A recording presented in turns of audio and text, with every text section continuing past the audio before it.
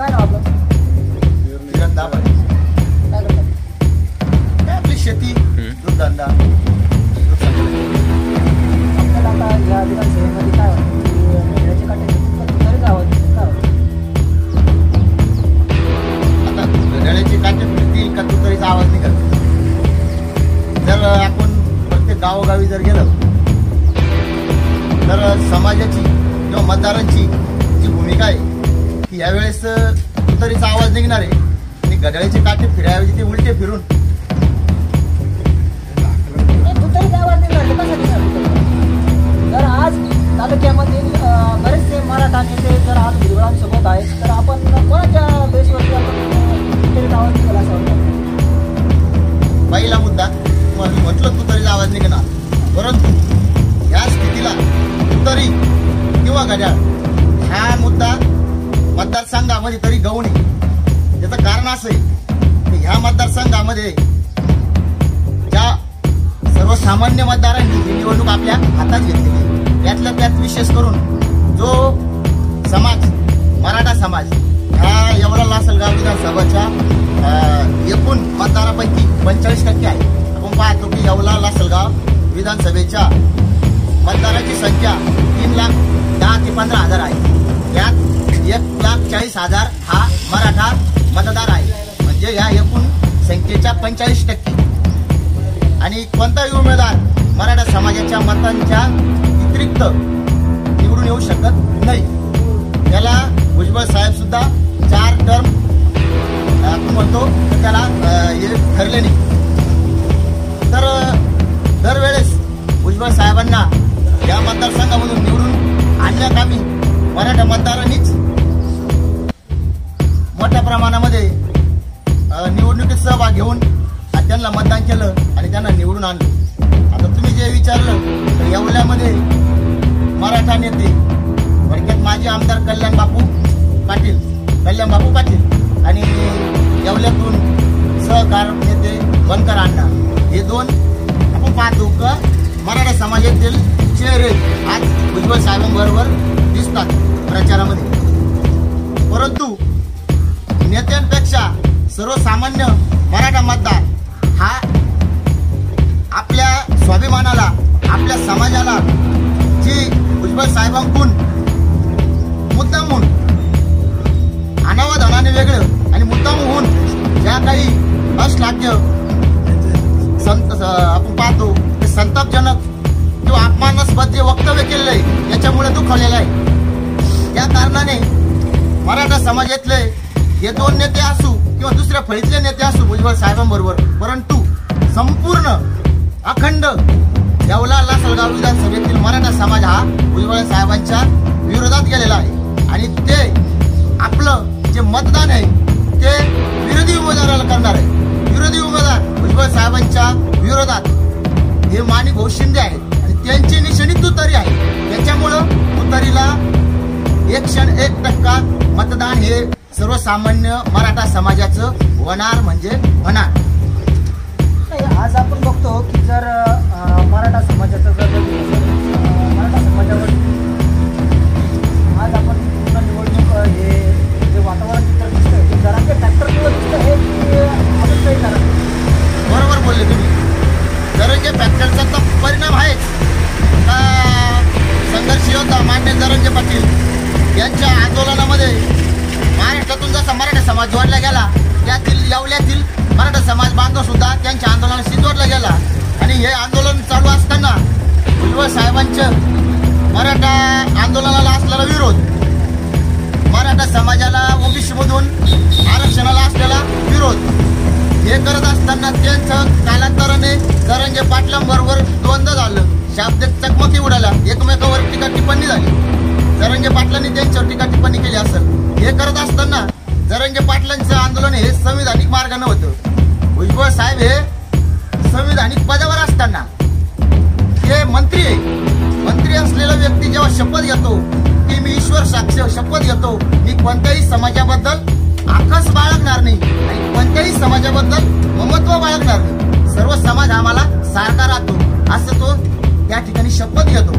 आणि अशी शपथ घेतलेला असताना ओबीसी समाजाबद्दल ममत्व बाळगायचं आणि मराठा समाजाबद्दल आकाश निर्माण केल्यासारखं विरोध करायचा आणि त्यांचे नंतरच्या कालखंडातील जे वक्तव्य पाहिले तर ते तर एका समाजाच्या एका जातीचा अपमान केल्यासारखं आहे. मग ह्या कारणाने त्यांना मराठा समाज का म्हणून मतदान करीन आता यावेळेस? भुजबळांची नेमकं मराठा समाजाविषयी भूमिका काय होती आणि कशामुळे समाज नाराज होता? भुजबळ साहेब ज्या वेळेस 2004 मध्ये यावल्यात आले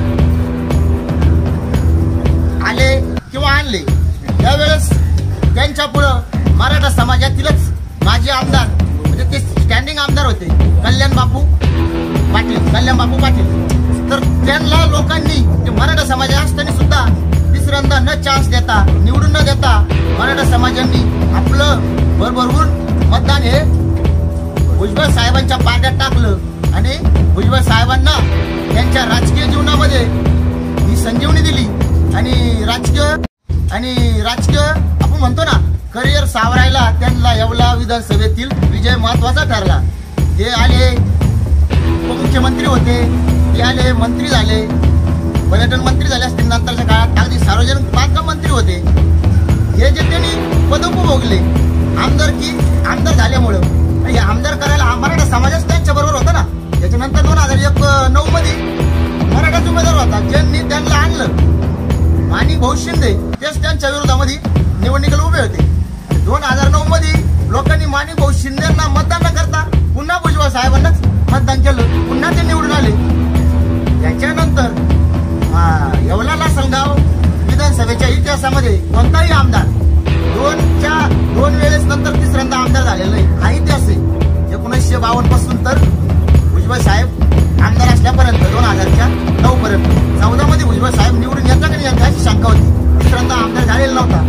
तरी लोकांनी 2014 मध्ये परत मराठा उमेदवार होते संभाजीराजे पवार, माजी आमदार मातुराव पवारांचे पुतणे. त्यावेळेस लोकांनी संभाजीराजे पवार यांना मतदान न करता परत तिसऱ्यांदा भुजबळ साहेबांनाच निवडून दिलं. त्यामध्ये महत्वाची भूमिका ही मराठा समाजाने निभावली होती. असं झाल्यानंतर परत 2014 मध्ये 2014च्या नंतर 2021 मध्ये भुजबळ साहेब चौथ्यांदा उभे राहिले. आता ते तर एक शिक्षण होता, तिसऱ्यांदा निवडून आले पण चौथ्यांदा त्यांनी परत विजयाची हॅट्रिक मारली आणि विजयाची हॅट्रिक मारत असताना चौथ्यांदा 2019 मध्ये पुन्हा मराठा समाजाचे संभाजीराजे पवार हेच या ठिकाणी त्यांच्या विरोधात उमेदवारी करत होते. चारही वेळेस शिवसेनेच्या पक्षाच्या बाजूनच मराठा समाजाच्या उमेदवारांनी उमेदवारी या ठिकाणी केलेली आहे. चारही वेळेस मराठा उमेदवार होते परंतु या मराठा समाजाच्या मतदारांनी कोणताही भेदभाव न ठेवता फक्त भुजबळांकडे एक विकास विकास विकास या भावनेनं ह्या नजरेनं आणि ह्या आपण म्हणतो का ह्या विकासाच्या अनुष्यात भरून काढणारा हा विकास पुरुष सेवा या अनुषंगानेच मतदान केलं ना 2019 पर्यंत. आणि त्यांची भूमिका तर ओबीसीच्या बद्दल सहानुभूतीच होती एवढ्या वेळेस सुद्धा. परंतु जरंगे पाटलाचं जेव्हा आंदोलन चालू झालं मराठा समाज महाराष्ट्रातून कानाकोपऱ्यातून त्यांच्या आंदोलन शिजवला गेला त्यावेळेस मराठा समाजाला आंदोलनातून मराठा आरक्षण हे भेटणार आहे, ओबीसीतून आरक्षण भेटणार आहे असं चिन्ह दिसायला लागलं. राज्य सरकार अनुकूल झालं, मुख्यमंत्री उपमुख्यमंत्री मंत्रिमंडळ अनुकूल झालं. परंतु पहिला विरोध हा भुजबळ साहेबांनी सुरुवात केली. आंदोलनाच्या माध्यमातून जरंगे पाटलांच्या माध्यमातून मराठा आरक्षणाला विरोध केला. त्यांनी मंत्रिमंडळात केला असेल, बाहेर केला असेल, सभेत सांगितलं असेल का मराठा समाजाला ओबीसीतून आरक्षण मिळणार नाही म्हणजे नाही, फार जोशामध्ये सांगितलं. परंतु लोकांना तिथून लोकांच्या भावना तीव्र होत चालल्या. ज्या आमदारांना, ज्या साहेबांना, ज्या भुजबळांना आपण निवडून दिलं ते भुजबळ साहेब 288 आमदार असताना या महाराष्ट्रामध्ये सर्व समाजाचे फक्त भुजबळ साहेबच का आपल्या समाजाला आरक्षणासाठी विरोध करतात. तिथून खरं या येवला तालुक्यातील लासलगाव येवला विधानसभा मतदारसंघातील मतदारांनी त्यांच्या विरोधात भूमिका मत बनवायला सुरुवात केली. आणि आपण पाहतो कालांतराने भुजबळ साहेबांचे मराठा आंदोलन मनोज जरंगे पाटील आणि त्यांच्या शाब्दिक गलगीतुऱ्यामध्ये त्यांनी मराठा समाजाचा जो मराठा समाज ऐतिहासिक वारसा सांगतो, जो मराठा समाज या देशासाठी जमिनीसाठी या मातीसाठी प्राणपणाने लढला, ज्या समाजाने या धर्माचं रक्षण केलं, मराठा समाजाने वेळोवेळी संघर्ष केला, वेळोवेळी युद्ध लढले परकीय आक्रमणांच्या विरोधात आणि या मातीचं रक्षण केलं. ज्या वेळेस त्याला आरक्षणाची गरज पडली त्यावेळेस आरक्षण तर येऊ नये म्हणून फडात घातला, परंतु त्या समाजाला अपमानास्पद असं वाक्यरचना वापरली. ती वाक्यरचना होती का हा महाराष्ट्राचा 7-12 तुमच्या नावावर आहे का, हा महाराष्ट्र तुमची जहागिरी का, हे थोडक्यात तुमच्या बापाचं आहे का. कालांतराने ते म्हणले एका समाजाचं नाव घेऊन, नाभिक समाजाचं, तर त्यांना सांगा म्हणजे मराठा समाजाला तर तुम्ही तुमची आपापसात भादरा म्हणजे जे आपण दाढी करतो, हजामत करतो, डोकी करतो, तो हा शब्द प्रयोग करू शकले असते, परंतु त्याने शब्द प्रयोग कसा केला, तुमच्याच बाजरा. जो समाज यशवंत कीर्तिवंत बरोबर असा समाज, तर जो शिवाजी महाराजांचा वारसा सांगतो असा क्षत्रिय मराठा समाज, याला तुम्ही काय म्हणतात, आपापसात भादरा. आता इथे सर्वजण बसलेले आहे, तुम्ही विचारून घ्या त्या ग्रामीण भागामध्ये आपण आपल्या घरी गोठ्यामध्ये शेळी पाळीलो, त्याच्यानंतर आपण मेंढ्या पाळीत असेल, गाई पाळीत असेल, म्हशी पाळीत असेल, तर या प्राण्यांमध्ये फक्त भादरला कोणाला जातं, म्हशीला जातं. म्हशी हे काय प्राणी बरोबर, मग मनुष्याला भादरला जातं का नाही.